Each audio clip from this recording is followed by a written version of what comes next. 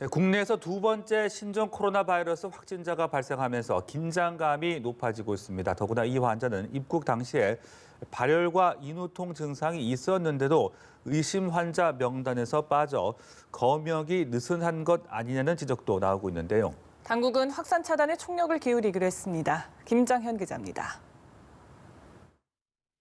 국내 두 번째 신종 코로나 바이러스 확진 환자가 중국 우한에서 목감기 증상으로 병원에 다녀온 건 지난 19일. 그러나 사흘 뒤 이 환자가 김포공항으로 입국 당시 검역 과정에선 기침과 같은 호흡기 증상이 없었다는 이유로 의심 환자로 분류되지 않았습니다. 이 환자가 확진자로 판정된 건 입국한 지 불과 이틀 만입니다. 입국 당시 바로 검사를 실시하지 않고 귀가 조치해 지역사회 전파 가능성을 키웠다는 비난이 일고 있는 이유입니다. 보건당국이 현재 파악한 이 환자의 접촉자는 가족 등 모두 69명이지만 더 늘어날 가능성이 큰 상황입니다.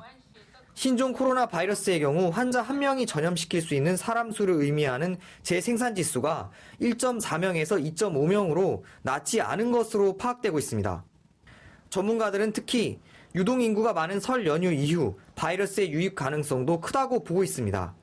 연휴 지나고 일주일에서 열흘 정도가 굉장히 우리나라에서는 중요한데 이 기간에 검역에서 걸러지지 않는 환자가 생길 가능성이 매우 높다고 보고 그 과정에서 지역사회에서 감염 전파를 받는 환자들이 생길 가능성이 상당히 있다.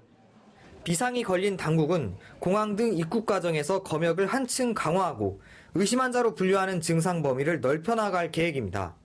대한항공은 오는 31일까지 주 4회 운항하는 중국 우한 노선을 일시 중단했습니다. 연합뉴스 TV 김장현입니다.